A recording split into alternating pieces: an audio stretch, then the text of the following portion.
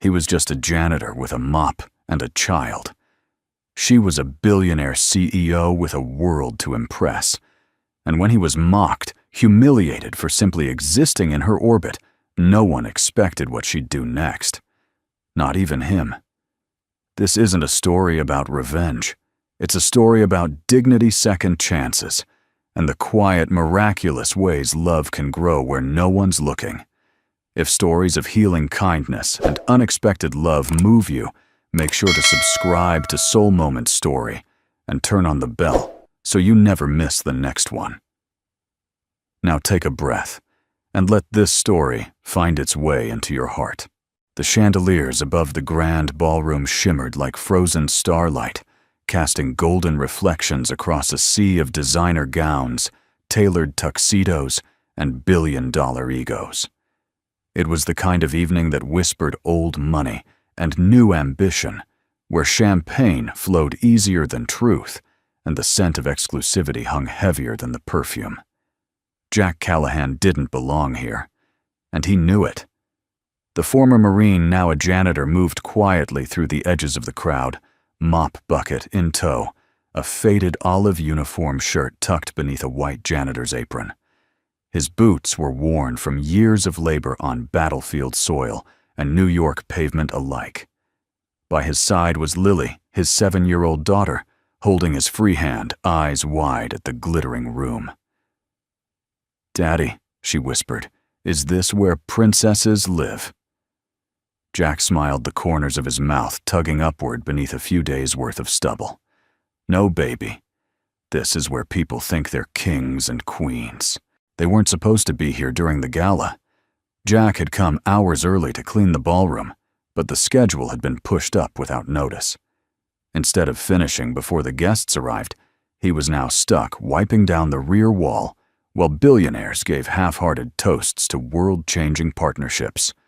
And the world didn't wait for men like Jack Callahan.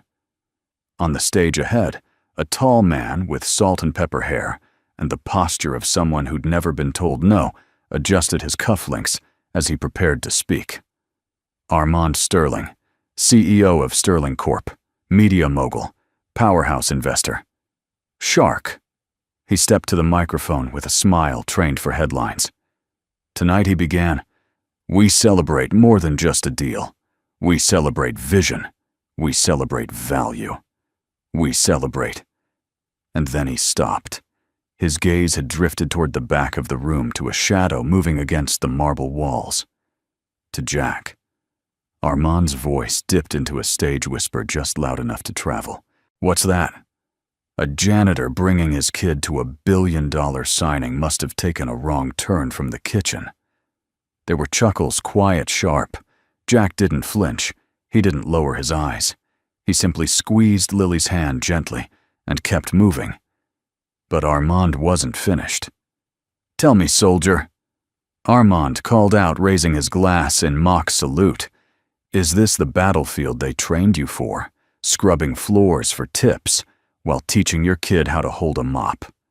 The laughter this time was louder, crueler. Someone clinked a glass. Someone else murmured, "God, that's embarrassing." Lily's tiny hand trembled in Jack's. Her smile vanished. Jack turned, slowly lifting his head toward Armand, but he said nothing. His eyes calm, steady, full of a quiet strength that had once held bleeding soldiers in burning sand, locked with the billionaires. And then, still without a word, he turned away. But Armand's performance had an audience far more discerning than he realized. At a side table draped in navy and gold, Maeve Quinn sat perfectly still. The CEO of Grace Capital was dressed simply in an elegant black gown, her long dark hair tucked behind one ear. Her expression gave nothing away, but her eyes were burning. Because Maeve didn't just see a janitor. She saw her father 15 years ago sitting alone in a courtroom as their family company was stripped away. His dignity mocked by men just like Armand. She saw the quiet way he'd folded his blazer before walking into the Hudson River, never to return. And now in front of her, another man was being humiliated for nothing more than doing what her father once did provide. Beside her, Armand raised his glass again. To upward mobility, he laughed, clearly proud of himself. Myvie rose from her chair, smoothly, silently. She didn't look at Armand, didn't acknowledge his theatrics. Instead, she walked calmly toward the table where her legal team sat, where the final documents of the $3.5 billion partnership between Grace Capital and Sterling Corp awaited her signature. The room hushed as she reached for the pen. And then, she set it down. A single gesture, a million implications. Gasps rippled. A phone camera clicked. Myvie's voice rang out, clear poised. Grace Capital no longer finds this partnership aligned with our values. Armand blinked. What we believe in integrity, she said. In decency, in dignity. I will not sign anything that celebrates cruelty and masks it as confidence. He stammered. This is a misunderstanding. She turned to face him directly. No, Armand. It's clarity. Without waiting for applause or confrontation, Myvie walked toward the back of the room, toward the man no one else had noticed, toward Jack. But he was already gone. All that remained was the faint scent of bleach and the little girl's drawing on the napkin she'd left behind. A simple sketch, her daddy and a smiling woman with a heart over her head. Myvie picked it up with trembling hands and smiled. The media storm hit by morning. By 7:00 a.m., Myvie Quinn cancels 3.5B. Deal on the spot was the top trending story across every news network and financial blog in America. Analysts scrambled to make sense of it. Some called it reckless. Others called it brave. But no one, absolutely no one, could deny the spectacle of it. And Myvie. She was already on her balcony, coffee in hand, watching the gray Manhattan skyline stretch awake under a hazy dawn. Her penthouse on the Upper West Side was minimalist Spartan even. No ornate chandeliers, no oil paintings of ancestors, just books, plants, and silence. Exactly the way she liked it. The only sound was the news anchor's voice playing softly on her phone, replaying Armand Sterling's awkward attempt at damage control. I'm deeply disappointed. Miss Quinn clearly misunderstood a light-hearted moment. Myvie tapped her screen. The video cut off. She didn't need to hear the rest. She already knew the script spin, deflect, and minimize. It was the same tune her father's enemies had played years ago. The same arrogance, the same cruelty dressed in suits and wrapped in smirks. Myvie closed her eyes for a moment, breathing in deeply. Her therapist called it anchoring. She called it not throwing the coffee mug at the wall. Then came the knock at her door. It was soft, hesitant. She already knew who it was. Come in, she said, without turning. Sasha, her executive assistant of 8 years, peeked through the doorway, tablet in hand, and concern etched into her young face. They're calling non-stop. CNBC, Bloomberg. The Times.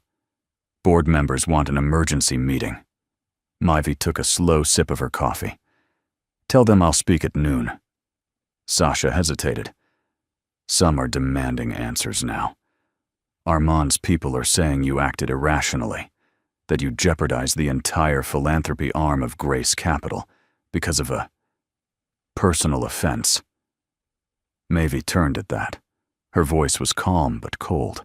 A man humiliated a veteran and his child in front of 200 witnesses. I stopped aligning our brand with his. If that's irrational, then the world has deeper problems than I thought. Sasha gave a tight nod, then added gently, Who was he? The janitor, I mean. Myvie blinked. Her mind returned to the man's eyes, weathered but unbroken, calm but not submissive. She had seen that expression before. Years ago, in a courtroom, on the face of the man who had raised her. I don't know, she admitted quietly, but I intend to. By afternoon, she had the file. Jack Callahan, age 35, former U.S. Marine Corps, honorably discharged, deployed twice to Afghanistan as a field medic, married 10 years, widowed 4. Daughter Lily Callahan, age 7. Current employment, part-time janitor at the New York City Civic Auditorium. There was nothing flashy in his record. No medals of valor, no headlines, no scandals, just a string of quiet jobs, service commendations, and a history of showing up, even when the world didn't. Myvie sat back in her chair and stared at the photo attached to the file. He wasn't smiling, but there was something noble in his weariness. Not the empty pride of men like Armand Sterling, but the quiet dignity of someone who had weathered real storms and still showed up to mop the floors for his daughter's future. It stirred something in her chest she hadn't felt in years. Not pity, respect. That evening she left the boardroom early, ignored the camera crews outside her building, told her driver to take the back roads to a small brick building in the Bronx, a local community arts center according to the research file. The sun had dipped low when she arrived. She wore no makeup, no jewelry, just jeans and a soft navy coat. If anyone recognized her, they didn't say a word. Through the window, she saw him, Jack, kneeling beside a group of kids in a cracked tile hallway, teaching one boy how to hold a small harmonica. His posture was patient, his hands steady. Lily sat nearby, coloring on a scrap of cardboard. He looked peaceful. And it was then Myvie realized something profound. This man, whom Armand Sterling had called stupid in a ballroom of billionaires, was doing more good in that broken hallway than most CEOs did with their annual charity galas. She didn't knock. Not yet. She simply stood there, letting the warmth from the window seep into her skin, and watched a man who had no stage still choose to serve. The next morning, Jack woke before dawn, his body still trained by years of military habit. He sat at the edge of his modest twin bed, rubbing the weariness from his knees, listening to the soft, even breaths of his daughter, sleeping in the other room. The Bronx apartment was small, but clean. A framed photo of Marie, his late wife, rested on the shelf above a battered, upright piano. Lily insisted on placing fresh flowers beside it every Sunday, even if they were just dandelions. Jack stood and walked to the kitchen. He moved quietly as he always did. Oatmeal. 1 apple sliced in half. 2 boiled eggs, 1 for her, 1 for him. It was routine. It was discipline. And it was love disguised as ordinary gestures. He placed Lily's harmonica on the table next to her bowl. She had named it Melody, wrapped a tiny pink ribbon around one end. That thing had gotten them through more dark nights than he could count. He looked out the window as light began to pour across the fire escapes. A new day. Another chance to hold everything together. Across town, Myvie Quinn sat in the back seat of a nondescript black sedan, her laptop open but forgotten. She was nervous. It was an unfamiliar sensation. This wasn't a board meeting. This wasn't a press event or a billion-dollar deal. She was about to walk into a world where the only currency was trust, and hers had expired years ago. The driver pulled up in front of the same art center she had quietly observed the night before. She nodded and stepped out dressed in slacks, a soft cream blouse, and walking shoes. No heels today. No armor. Inside the space buzzed with quiet life children, with backpacks, teens, sketching murals, volunteers setting up chairs. A thin layer of paint and hope held everything together. Jack was there again, setting up a folding table. Lily was tuning her harmonica nearby her legs, swinging back and forth. Myvie hesitated, then approached gently. Jack looked up, his eyes narrowed slightly, recognition flickering behind caution. "Miss Quinn," he said slowly. "Didn't expect to see you here." "Please," she replied, offering a soft smile. "Just Myvie." Lily looked up, her eyes wide with surprise. "You're the lady from the party, the one with the sparkly shoes." Myvie knelt slightly eye level with the girl. "Guilty," she said with a playful wink. "Though I left the sparkly part at home today. Jack stood straighter, subtly positioning himself between them. Was there something you needed? His voice wasn't unkind, just guarded. Maeve respected that. I wanted to apologize, she said, for what happened, and for not stepping in sooner. Jack gave a small shrug. You stepped in when it mattered. Maeve's gaze softened. Still, I should have come to speak with you. Properly. This isn't about PR or damage control. I came because I saw something in that ballroom I couldn't ignore. Not just cruelty, but dignity. Yours. Jack looked away, jaw tightening. That's a rare word to throw around these days. Maybe she said gently, but it shouldn't be. Lily, still holding her harmonica, asked, Do you know how to play music? Mavi blinked. Me, oh no. I've always admired it though. I grew up around a lot of classical piano, but I never learned. My hands were always too busy with numbers, I guess. The little girl giggled. Daddy says music is math for your heart. Jack turned to her, smiling despite himself. That's not exactly what I said. Maeve laughed, and for a moment the tension dissolved. Then Lily asked, Do you want to hear my favorite song? Maeve nodded. I'd love to. Lily climbed up onto the folding chair, cradling the harmonica carefully. She looked at her father, who nodded with quiet encouragement. She lifted the instrument and began to play. The melody was simple, familiar. You are my sunshine, my only sunshine. The notes were sweet but wobbly, as if the little harmonica was trying its best to hold something sacred. Each breath carried not just sound, but memory. Maeve felt it instantly. This wasn't just a child's tune. It was a mother's lullaby. A memory made music. Halfway through the song, Lily faltered, her lip trembling. Jack stepped forward, kneeling beside her, whispering, Just like Mama used to, sweetheart. Lily nodded, tears in her eyes, but she finished the song. When the last note faded, the room held its breath. Maeve placed a hand over her heart. That was beautiful, she said softly. Truly. Lily hopped off the chair and ran to hug her father's leg. Jack kissed the top of her head, his expression unreadable. She sings that when she misses her mom, he said after a moment.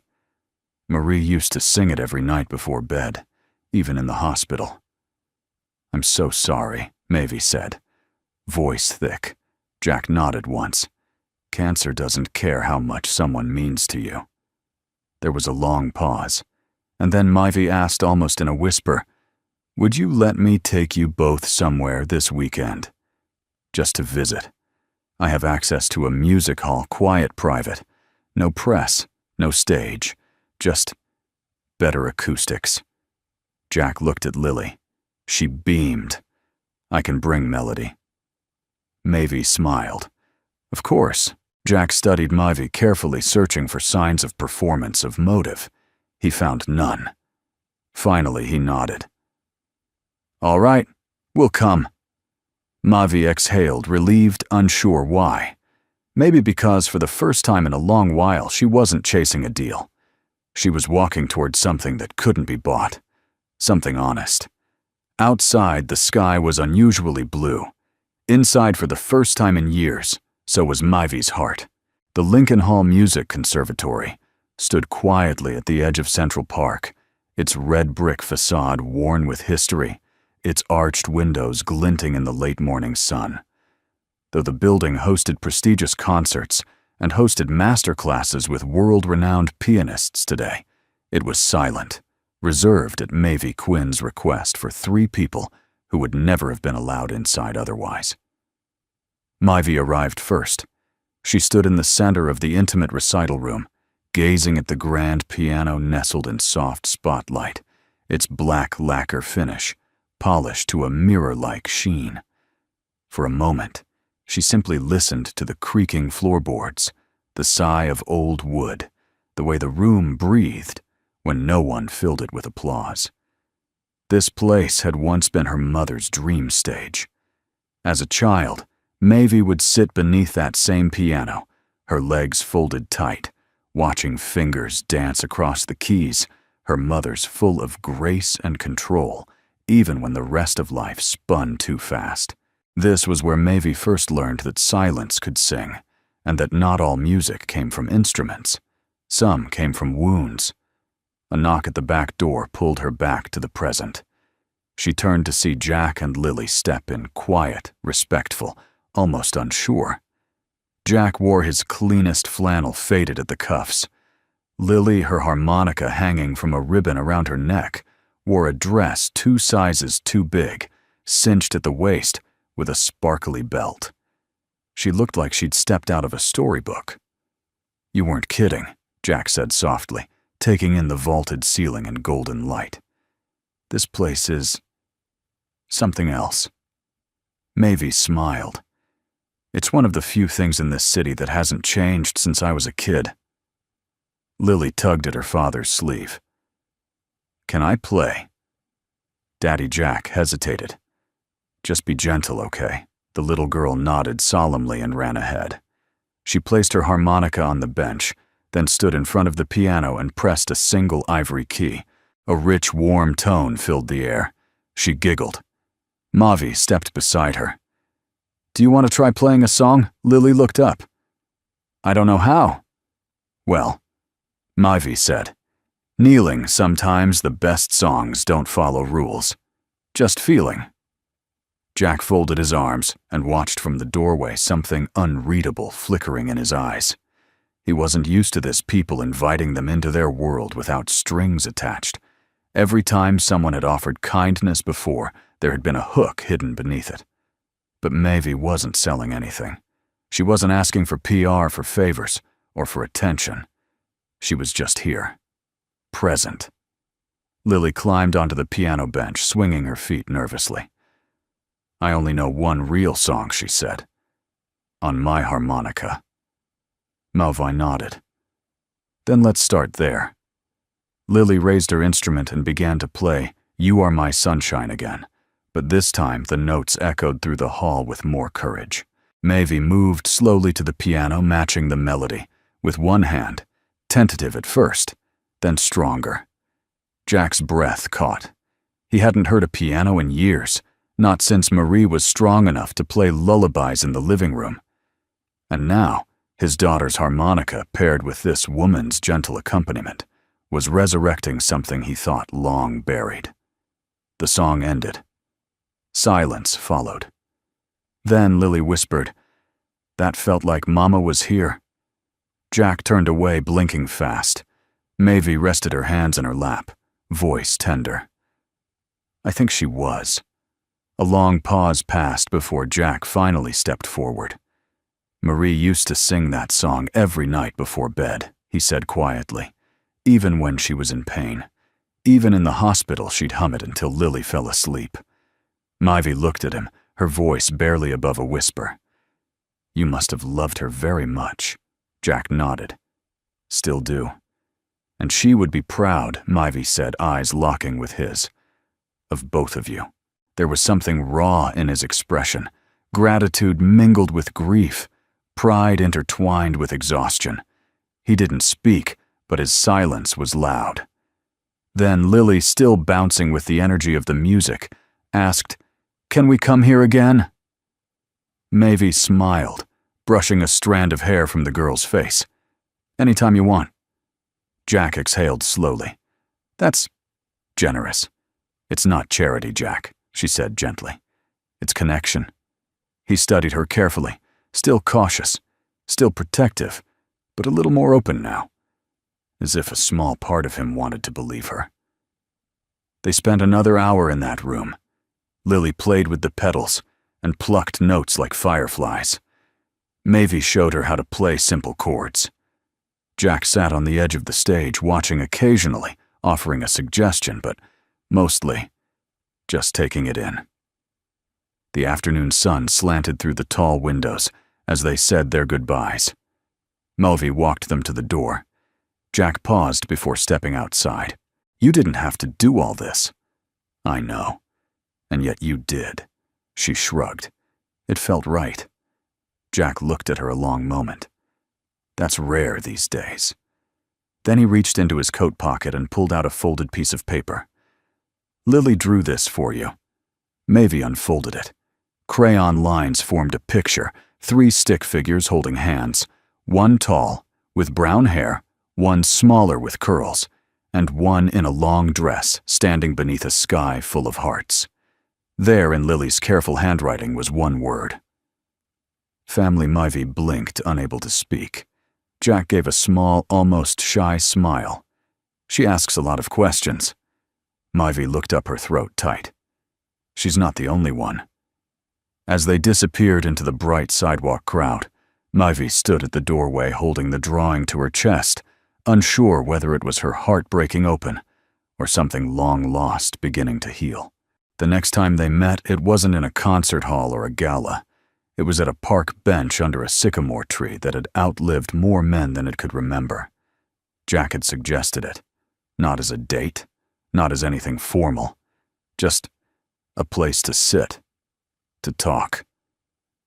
Lily was at a playdate with a neighbor's daughter, and for the first time in a long while, Jack found himself with an hour he didn't have to fill with work errands or worry. Maeve showed up on time dressed in jeans, a soft gray cardigan, and sneakers that had probably never seen a red carpet. She carried 2 coffees, one in each hand. "I wasn't sure if you still drank it black," she said, offering him one. Jack chuckled. "That's a dangerously accurate assumption." "I looked at your military record," she admitted, sliding onto the bench beside him. Jack arched a brow. "So I've been background checked." "Only a little," she said, smiling. "You're hard to ignore, Jack Callahan." He didn't quite know what to do with that, so he sipped his coffee. They sat in silence for a moment, watching an elderly couple feed breadcrumbs to pigeons by the fountain. Nearby, a boy flew a cheap plastic kite that kept nose-diving into the grass. It was peaceful, uncomplicated, until Maeve spoke again. "My father was destroyed by a man like Sterling." Jack glanced at her, surprised. Dad was a textile manufacturer. She continued. Family business, 3 generations. He wasn't flashy, but he was good. Treated his employees like family. Then came a hostile takeover from a hedge fund, one of those zero-sum Wall Street raids. They gutted the pension fund, sold off the assets, and tossed him out like garbage. Her voice stayed steady, but Jack noticed her hands were gripping the cup tighter. He tried to fight back. Lawsuits, hearings. But you know how it goes. The other side had better lawyers and deeper pockets. Publicly, they called him naive, a dinosaur. She looked down. One article called him a well-meaning idiot. I found that phrase scrawled into his notebook over and over, like he was trying to erase it by writing it. Jack didn't speak. His own father had gone down with a broken back and a pile of medical bills. The world didn't reward good men. It buried them. Maeve exhaled. He walked into the river 6 months later. Jack stared forward, jaw clenched. "I'm sorry. People told me to move on, focus on the company. But I couldn't forget the way the world applauded the men who tore him apart, then turned around and called them visionaries." And now Jack asked, "I built Grace Capital to fund what my father believed in: community businesses, integrity-driven startups, things that create more than they consume. And I never ever wanted to sit across from a man like Armand Sterling." "But you did," Jack said. Maeve nodded. "I told myself it was just business, that it was money I could redirect for good. I swallowed a lot of pride to sit at that table." Jack glanced sideways. So what changed? Maeve's gaze softened. "You. That night. Lily. The way you didn't flinch. The way she held your hand." Jack looked down at his calloused palms. "I've had to teach her not to panic, not to show fear even when she's scared." "You taught her something better," Maeve said. "You taught her how to hope." There was a long pause between them. The wind picked up, tossing leaves into the air like confetti. Then Jack said almost reluctantly, "I wasn't always like this."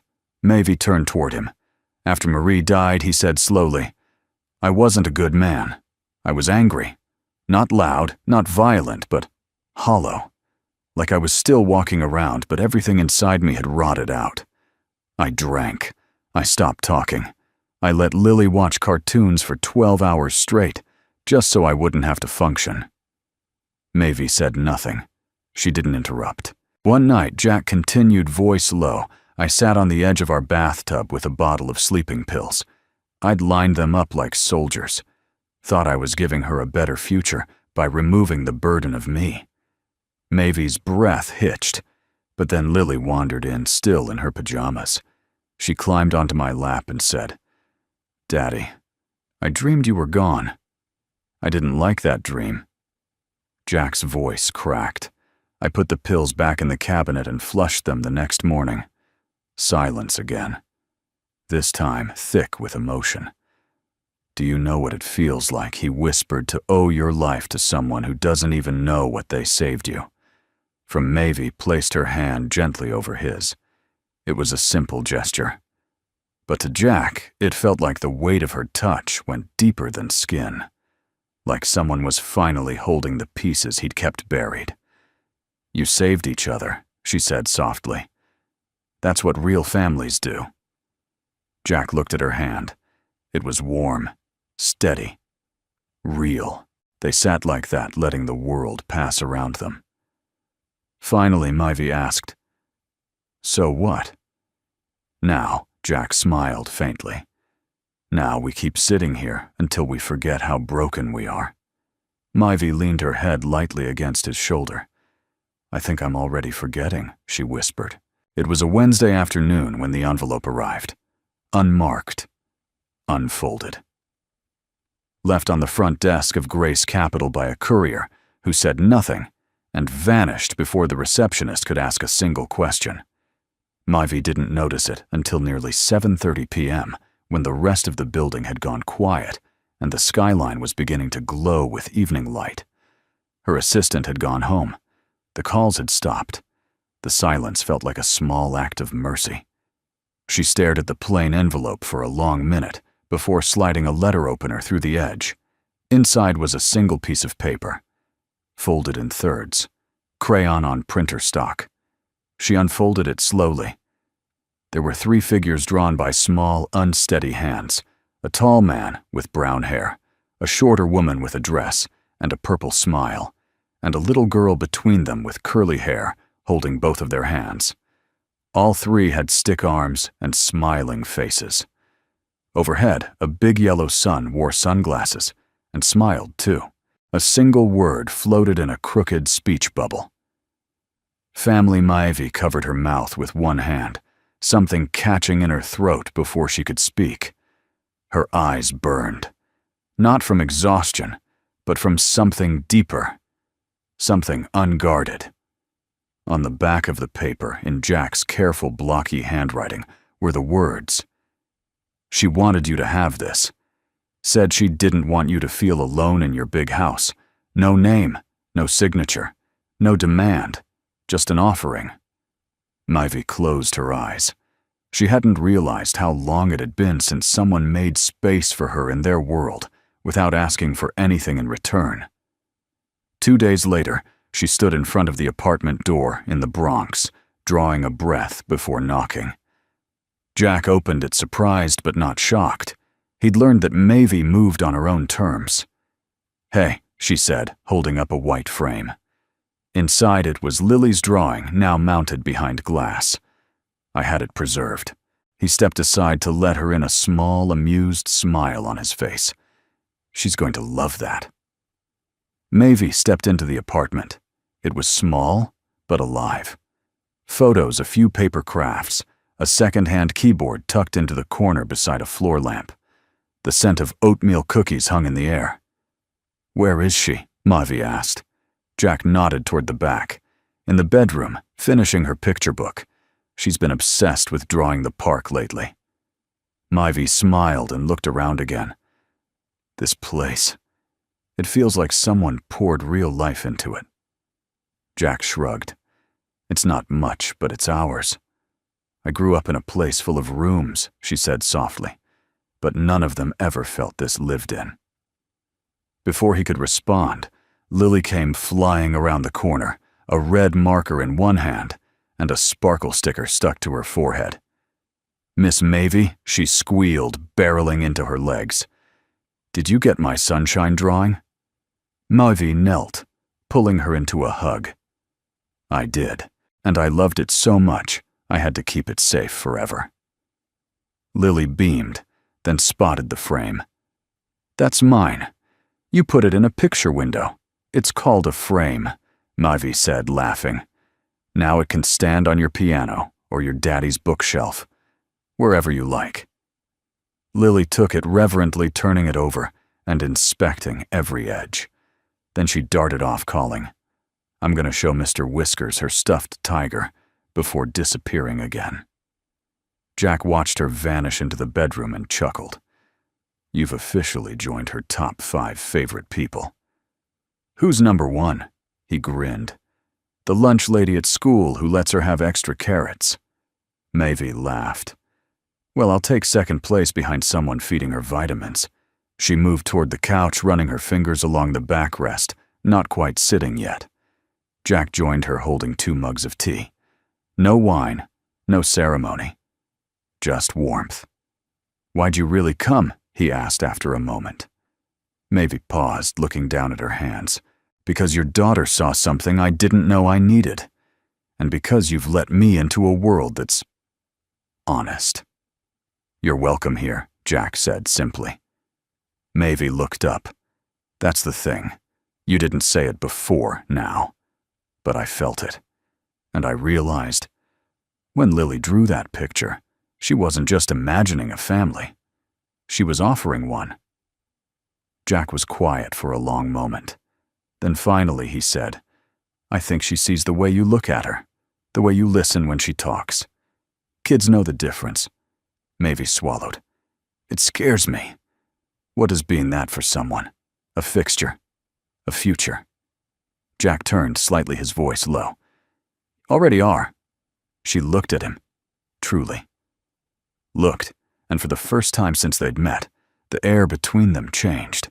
It wasn't just admiration anymore. It wasn't just healing. It was something growing. Slowly. Quietly. But undeniably real. Then from the hallway came Lily's voice, high and clear. "Daddy, is Miss Mavie gonna stay for story time?" Jack glanced at her, that lopsided grin returning. "Up to you." Mavie exhaled a soft smile, forming. "I'd like that."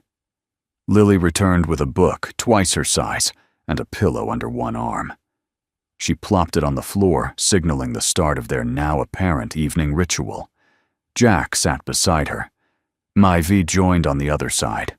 The 3 of them leaned together, the world outside forgotten, the room filled with the voice of a child reading aloud with proud mispronunciations. The framed drawing sat on the table behind them, catching the amber glow of the lamp. A little girl's question, Tamniwa. And without needing to say it out loud, 3 hearts had started to answer. Yes. The morning headlines shattered the quiet like a brick through glass. Grace Capital under fireboard questions. Mavie Quinn's professionalism from CEO to caretaker billionaire. Quinn's private life raises questions. Mysterious single dad influences. 3.5 a decision. Who is Jack Callahan? Mavie scrolled through the newsfeed on her phone, her jaw tightening with every swipe. The photos were invasive, grainy shots of her leaving Jack's apartment, with Lily holding her hand, another of them walking in Central Park, and worst of all, the framed crayon drawing on the table behind them, zoomed in like it was a corporate scandal. They had taken something pure and spun it into suspicion. She lowered the phone, her stomach twisting. The board would demand answers. Investors would call it unprofessional. And Armand Sterling, he was behind this. She could feel his fingerprints on every word. The storm had returned. But this time, it wasn't only her reputation on the line. It was Jack and Lily. At that same moment, Jack stood in his small kitchen staring at his own cracked phone screen. He'd received the first message 10 minutes ago. A reporter pretending to be a charity donor had called the art center, asking about the janitor who seduced a billionaire. The second message was worse. You really think you belong with her? Wait till they dig deeper. No name. No number. Just the cowardice of the internet. Jack's hands trembled, not from fear, from fury. He hadn't asked for any of this. He hadn't courted attention. And yet somehow, by simply existing in Mavy's orbit, he and Lily had become tabloid fodder. He thought of Marie, of how hard they had worked to build something simple and safe for Lily. And now, the wolves were sniffing at their door. His gut said to pull away, hide, protect what was left. But his heart was already too entangled. That afternoon, Mavy called him. "I'm so sorry, Jack," she said, voice tight. "This was never supposed to happen." "I know," he replied quietly. "I read it all. I'm handling it. I have PR damage control in place, but the board's pressing me hard. I can't shield you if this keeps escalating." There was a long silence. "You want me to disappear?" Jack asked. "No," she said instantly. "God, no. I need to know if you're okay. If Lily's okay." Jack looked at his daughter through the apartment window, sitting cross-legged on the stoop, drawing chalk suns on the pavement. "She doesn't know yet. I'll keep it that way." "Can I come over?" Mavy asked. Jack hesitated. "Not now. The neighbors are watching. Someone's always watching." The words hit her harder than expected. "I understand," she said, finally. "But please, don't shut me out." "I'm not," Jack whispered. "I'm just trying to figure out how to protect my kid." Mavy swallowed hard. "I'm trying to protect both of you." The next day, Grace Capital's boardroom was filled to the brim, old men in expensive suits, women with cold stares and clipped tones, all watching Mavy like she was a fragile glass about to crack. "We understand your recent actions were made with good intentions," said Marjorie Sinclair, the head of governance. "But optics matter, Ms. Quinn. We are not in the business of sentimentality." Mavy sat tall, her hands folded on the glossy table. "We are in the business of human lives, Marjorie, of dignity. Or have we forgotten that another board member, a man in his 60s with a permanent scowl, spoke up? You broke a $3.5 billion contract in public, and now you're romantically entangled with the man at the center of it. Can you see how this looks from an investor standpoint?" Mavy didn't blink. Jack Callahan didn't ask for attention. He didn't seek leverage. He's not a liability, he's a mirror. And if what you see reflected back scares you, that's not his fault. The room fell into a tense silence. Then Marjorie spoke again. "We're calling for a vote next week, whether or not you retain executive authority. Until then, we ask that you cease public contact with Mr. Callahan." Mavy stood, slowly collecting her folder. "Thank you for your concern. But I won't hide from the people who need what we stand for." And with that, she walked out, heels clicking like punctuation behind her. Back in the Bronx, Jack sat at the kitchen table staring at the framed drawing Mavy had returned. "Do you think she's sad?" Lily asked, climbing into his lap. "I think she's strong," Jack replied. "But yeah, maybe a little sad. I could draw her another sunshine." Jack smiled, brushing her curls behind her ear. "I think she'd like that." Lily leaned her head against his chest. "I wish people weren't mean. I don't get it." Jack stared into the space beyond the window. "Me neither, sweetheart." Then after a long pause, he said softly, "But we don't run from storms. We weather them." That night, he made a decision. Not because he trusted the world, but because he trusted her.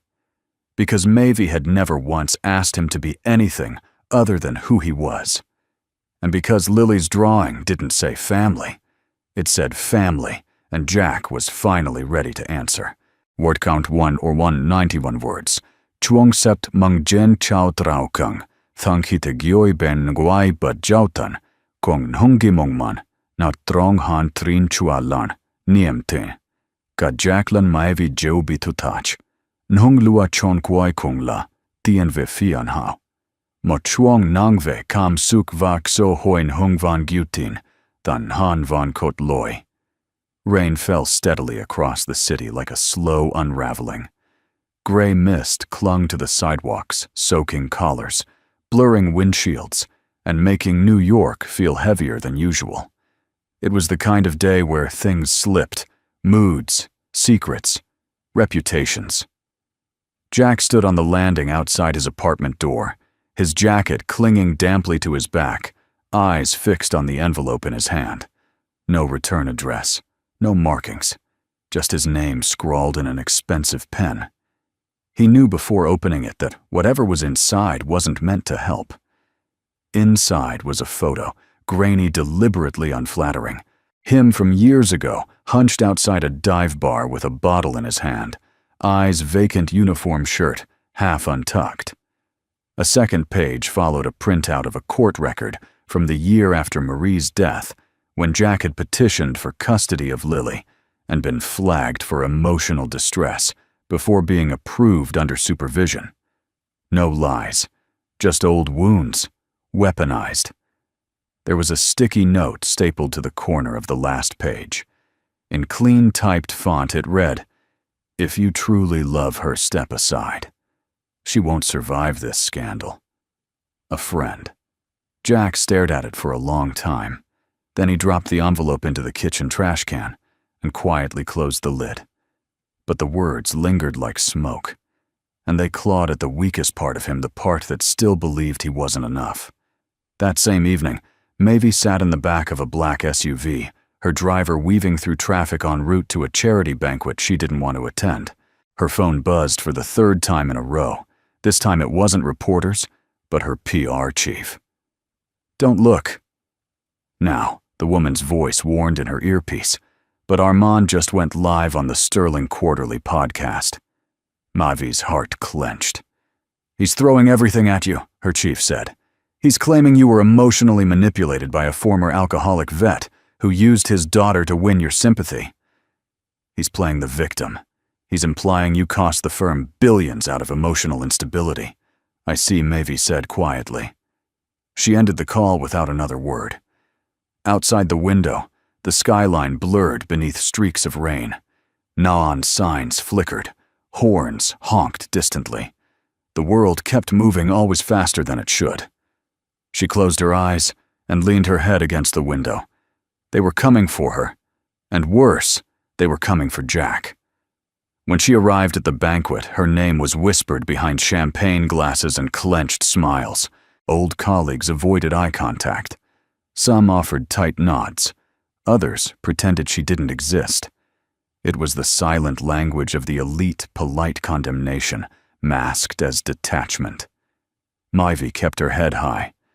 But inside, something cracked. She excused herself from the main room and stepped into the hallway, trying to catch her breath. Her pulse thundered in her ears. Then her phone buzzed again. Voicemail 1, new message from Jack. She played it. "Maeve, it's me. I got something today. A file. From someone who doesn't have the guts to sign their name. It was meant to scare me. Shame me. Thing is, it worked. For about 10 minutes I started believing I'd ruin everything I touch. But then Lily walked in. She asked why I looked so sad. I didn't have the heart to lie. I told her the truth, that some people are trying to make her dad look small. You know what she said. Well, they must be really small to think that would work. I laughed.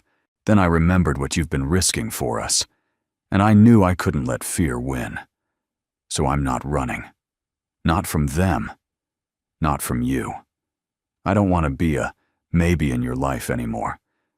And if I'm being too bold, you can tell me so. But I had to say it. I had to mean it. You're not in this alone. Not anymore." Maeve didn't realize she was crying until a drop hit the phone screen. The world didn't go silent, it just paused.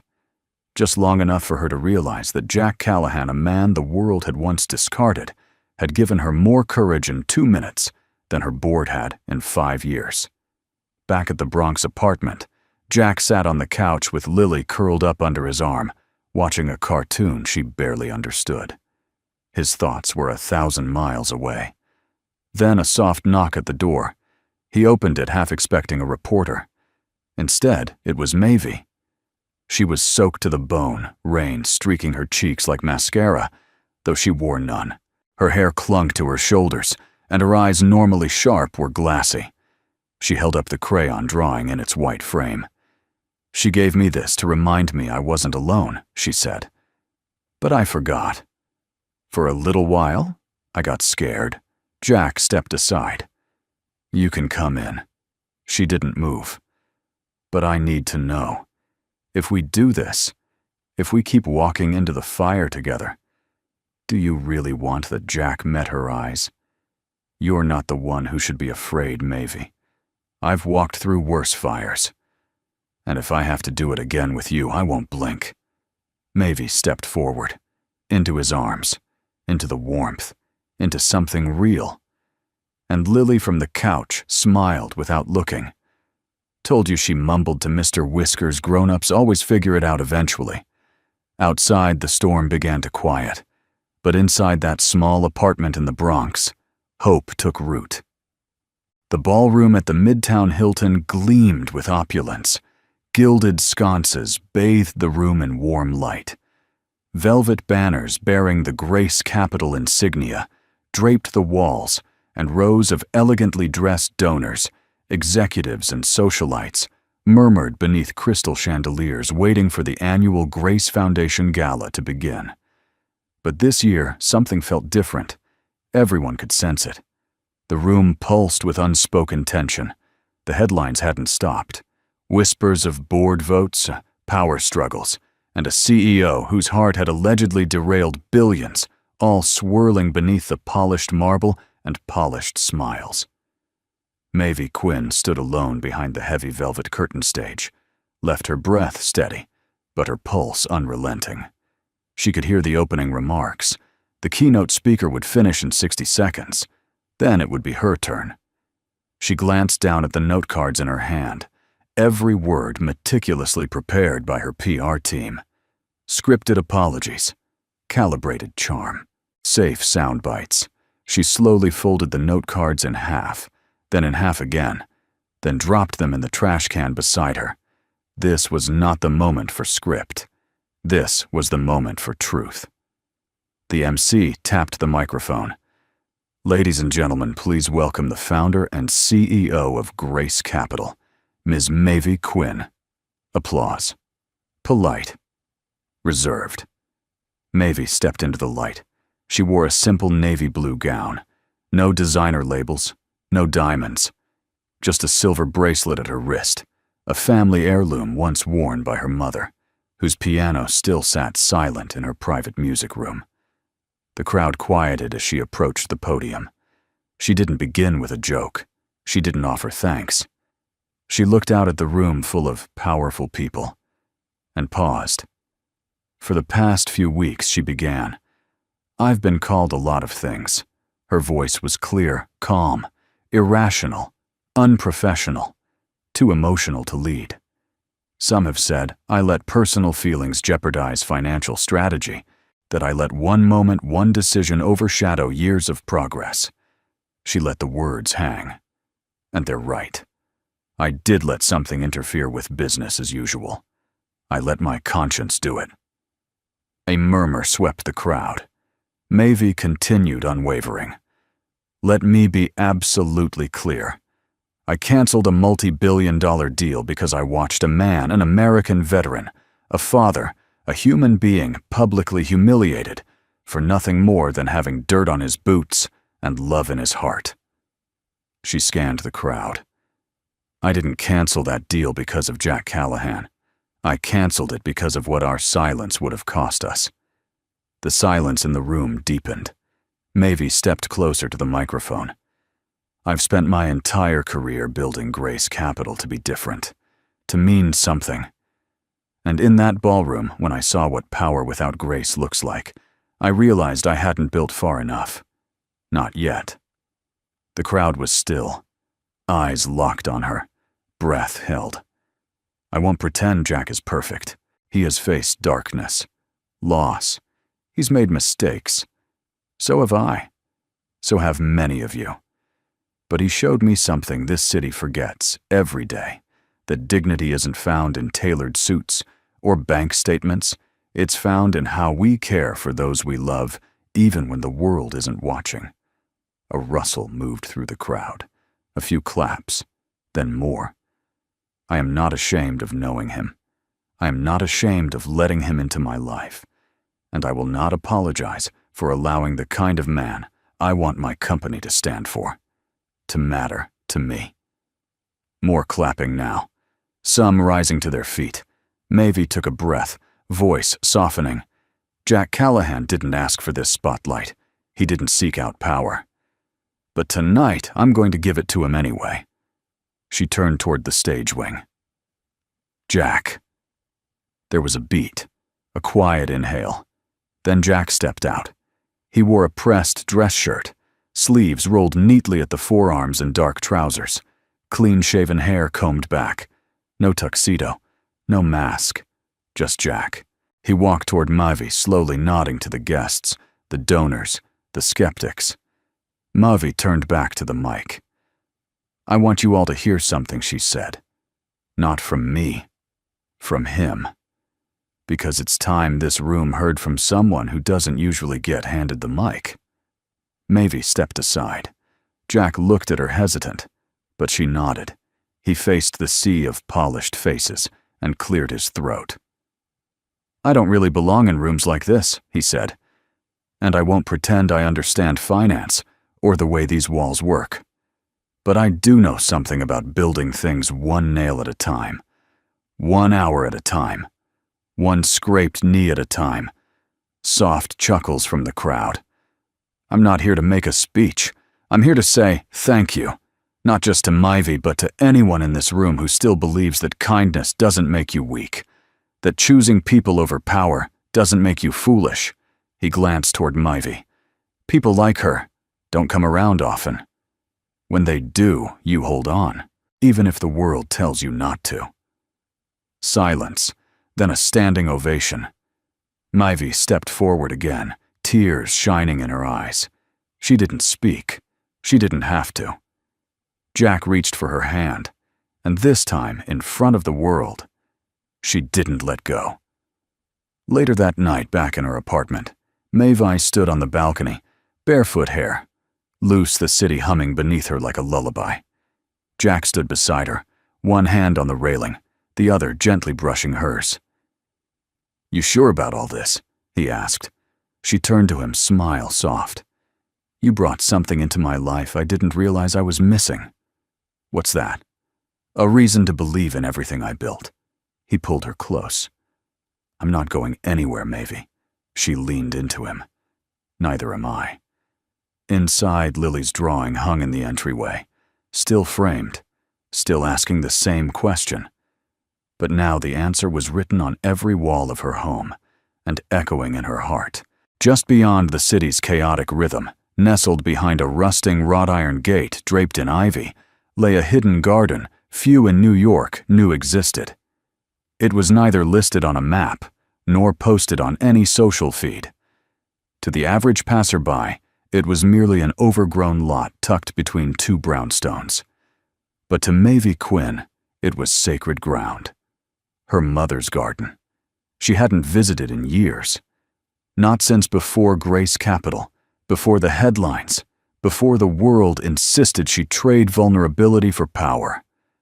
But tonight, after all that had unfolded after the ballroom, the speech Jack's hand in hers beneath blinding spotlights, she needed to return to the place where her heart had once remembered how to breathe.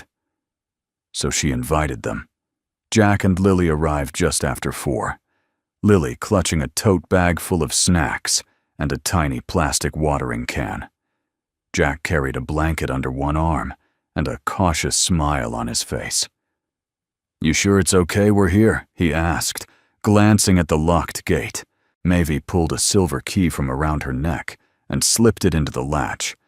She always said this garden was for the people I'd never need to impress. The gate creaked open. Inside, sunlight filtered through twisted branches and golden-leafed trellises. The garden was wild now, delphiniums tangled with ivy-faded roses, dropping petals into the soil. But somehow, it felt even more alive for its untamed beauty. Lily gasped. "It's like a fairy world." Maevie laughed. "That's what I used to call it, too." They wandered for a while, Jack tracing the edges of old stone benches, Lily crouching to inspect earthworms and wildflowers, Maevie drifting along overgrown paths where she once walked hand in hand with her mother. Eventually, they settled under an old maple tree, its wide canopy swaying gently in the breeze. Maevie spread the blanket across the mossy ground, and Jack helped Lily unpack her treasures: a peanut butter sandwich cut into heart shapes, 3 juice boxes, and a harmonica tucked inside a sock. Maevie raised an eyebrow. "A sock," Jack grinned. "She says it keeps the music warm." They sat in a loose triangle, Maevie with her shoes off toes curled in the grass. Jack leaning back on his hands, legs outstretched. Lily in the center, plucking notes from the harmonica like fireflies. After a while, Lily asked, "Did your mommy sing to?" Maevie looked up surprised. "She did. Classical mostly. And sometimes lullabies when I couldn't sleep. Like You Are My Sunshine." Maevie nodded, her voice softer. That was one of her favorites. "Did she love you like my mommy loved me?" Jack's breath hitched at the question, but Maevie's reply came without pause. She did. Fiercely and gently. All at once. Lily smiled, satisfied. Then she stood and began spinning in small circles, arms wide like a windmill dress flaring around her knees. Jack watched her for a moment before speaking. "You ever think about what comes next?" he asked Maevie. She turned to him. "Next. This. Us. Her." He gestured toward Lily. "This whole strange, beautiful mess we've wandered into." Maevie leaned back against the tree, the bark rough beneath her shoulder blades. "I used to think I had to control everything, that the only way to survive was to plan, to calculate, to win. But you two, you've ruined me." Jack laughed. "That bad, huh?" She smiled. "You made me want something I didn't have a blueprint for." He grew quiet then, thoughtful. "I still have days when I feel like I'm walking on borrowed time," he admitted. "Like someone's gonna tap me on the shoulder and say, 'That's enough happiness, soldier. Back to the shadows now.'" Maevie looked at him, her voice firm. "That someone doesn't exist. Not here. Not with us." Jack met her eyes. "Then maybe it's time I believe it." Lily collapsed into Maevie's lap with a dramatic sigh. "I'm tired from all the spinning." Maevie stroked her hair. "You spun beautifully." The little girl looked up. "Do you think this is what heaven feels like?" Jack blinked.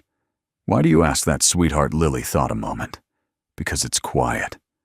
And soft. And you're both smiling." Neither adult spoke for a moment.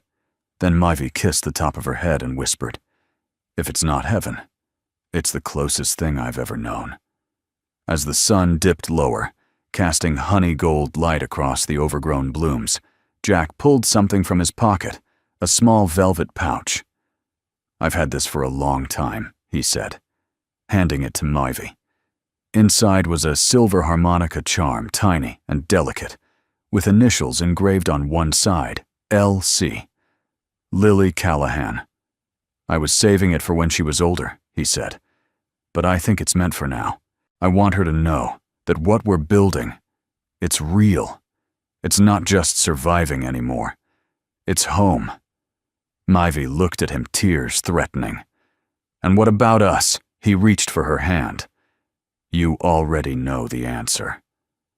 As the last light faded and Lily dozed in the crook of her father's arm, Mavie sat beside them beneath the maple tree, her head resting on Jack's shoulder.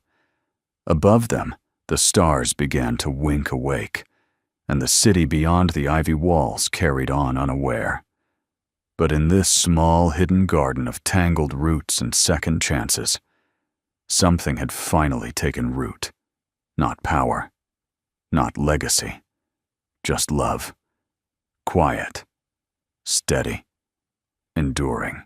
Spring arrived in New York without asking for permission, buds unfurling along the sidewalks, cherry blossoms exploding like soft confetti in Central Park, and sunlight pouring across old brick buildings as if to remind the city that not everything had to be earned.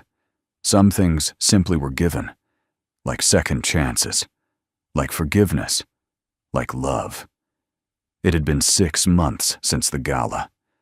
Grace Capital weathered the scandal not with spin, but with truth. Mavie didn't back down. She didn't apologize for choosing people over power, and in time, even the most skeptical investors came around. Numbers didn't lie.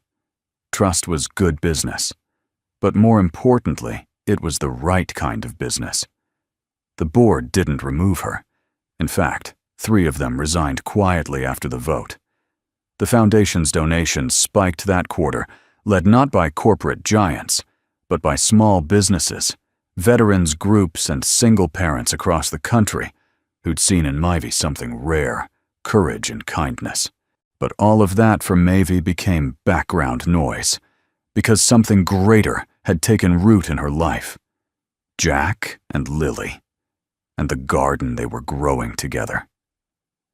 It was a Saturday morning when the 3 of them crossed the Brooklyn Bridge on foot, Mavie in worn jeans and white sneakers, Jack carrying a paper bag of pastries, and Lily on her scooter, zigzagging ahead with one shoelace untied and a harmonica sticking out of her jacket pocket like a sheriff's badge.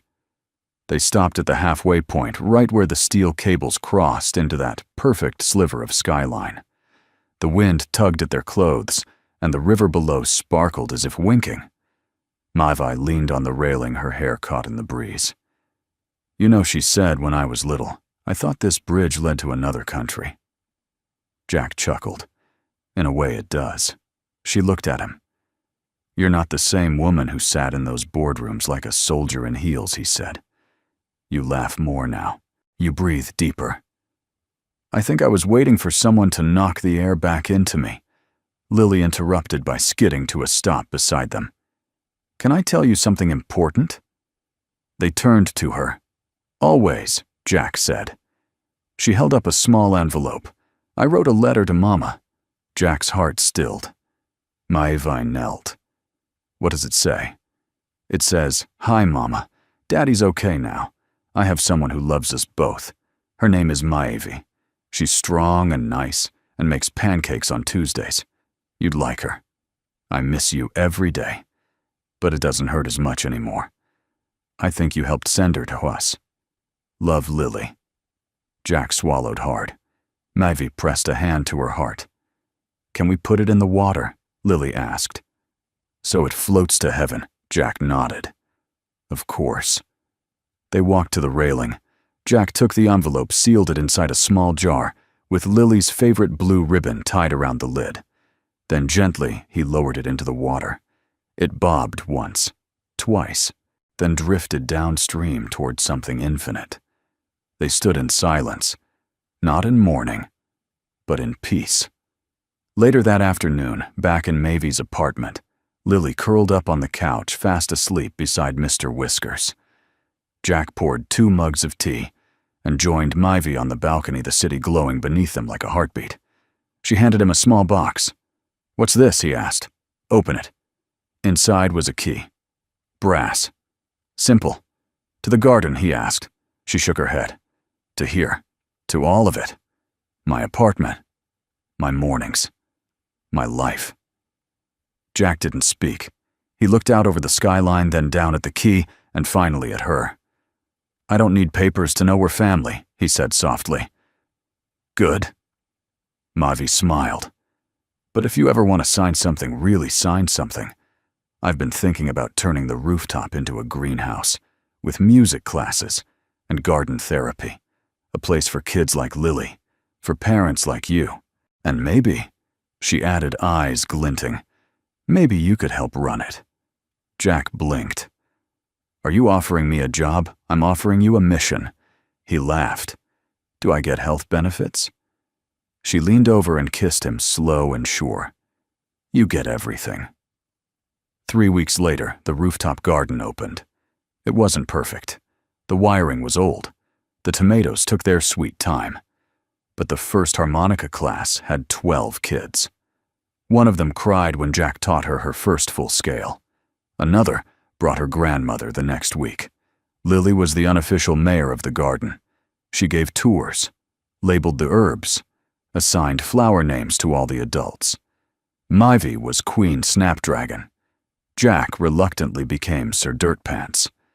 And every Friday night, just as the sun began to slip below the rooftops, Myvie would sit at the old upright piano they'd hoisted up 3 flights of stairs and play You Are My Sunshine, while Lily played harmony beside her, Jack tapping his boot to the beat. Neighbors came to listen, then strangers, then friends. No tickets, no lights, just love. Planted, tended, bloomed. On one of those nights, as Lily spun beneath the fairy light strung between planters, she called out, "Daddy, is this forever?" Jack looked at Myvie, who smiled, and he answered steady as the earth beneath them, "Forever. And then some." If this story touched your heart the way it touched ours, we'd love to know where you're watching from. Leave a comment below and tell us your city, your country, or even just how this story made you feel. We truly read each and every message. And if you haven't already, please consider subscribing to Soul Moment Story and turning on the notification bell so you'll always be the first to hear the next story of hope, love, and second chances. From the bottom of our hearts, thank you for spending your time with us today. We're so grateful you're here. Until next time, take care, stay kind, and keep believing in the power of a good story.